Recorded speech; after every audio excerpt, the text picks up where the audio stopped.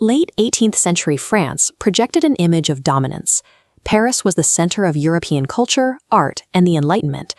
But beneath the surface of high society, the national treasury was empty, drained by decades of costly foreign wars.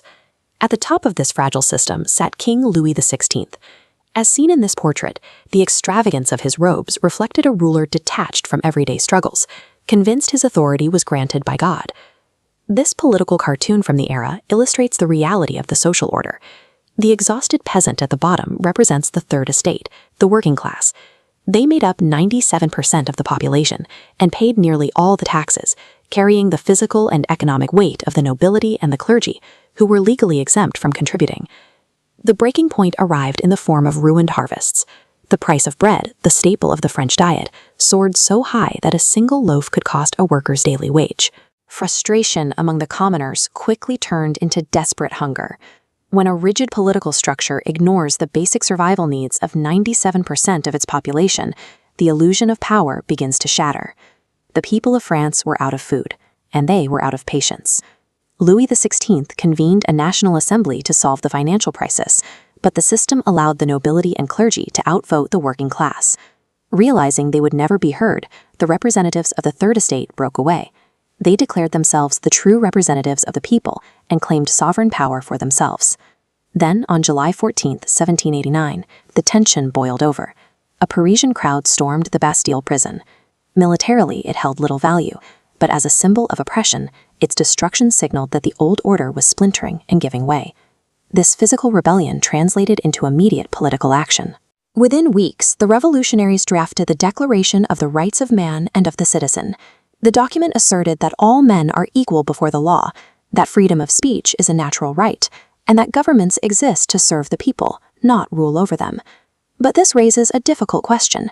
How did a movement that successfully birthed the concepts of modern human rights descend into one of history's most infamous bloodbaths?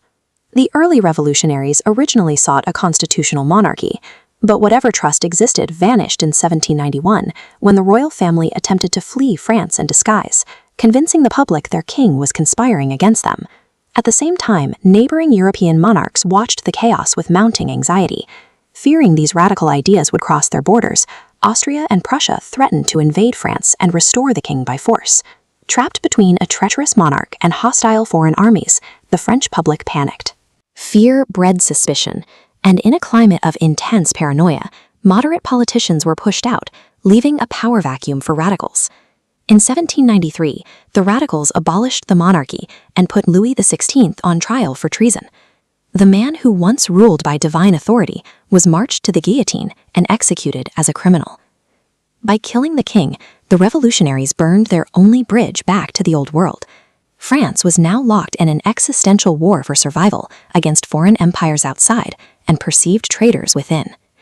Into this chaotic power vacuum stepped a lawyer named Maximilien Robespierre.